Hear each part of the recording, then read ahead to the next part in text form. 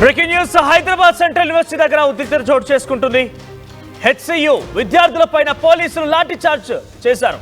జీవ వైవిధ్యాన్ని కాపాడాలంటూ విద్యార్థులు నిరసన వ్యక్తం చేస్తుంటే ప్రభుత్వ నిర్ణయానికి వ్యతిరేకంగా ప్లకార్డులు ప్రదర్శిస్తున్నారంటూ సేవ్ ఫారెస్ట్ అంటూ పెద్ద పెద్ద ఎత్తున విద్యార్థులు అక్కడికి వచ్చి నినాదాలు చేస్తున్నారంటూ పోలీసులు వాళ్ళపైన లాఠీ జిలిపించారు. సోషల్ మీడియాలో ఇప్పుడు ఆ వీడియోలు వైరల్గా మారాయి.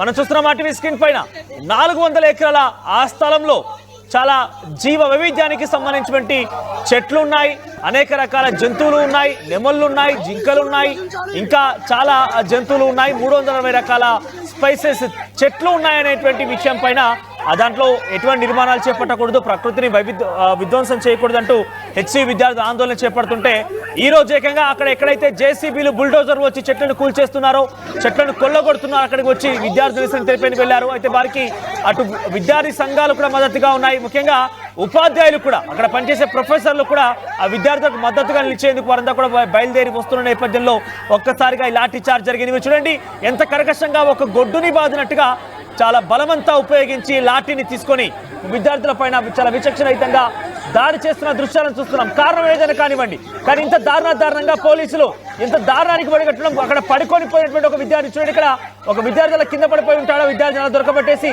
కాళ్ళు చేతులు విరగొట్టేసే విధంగా ఆయన్ని పట్టుకొని మోసుకొని వెళ్తున్నారు. లాఠీతో ఎలా దాడి చేస్తున్నారు చూడండి. ఇటువంటి సంఘటన హెచ్సియు దగ్గర చోటు చేసుకుని ఎక్కడ చూసినా కూడా హెచ్సియు పరిసర ప్రాంతాలు మొత్తం కూడా ఆందోళన రేకెత్తిస్తున్నాయి. విద్యార్థుల ఆందోళనతో పెద్ద ఎత్తున హై టెన్షన్ నెలకొంది. ఒకసారి ఆ దృశ్యాలను చూద్దాం. పోలీసులు నశించాలి.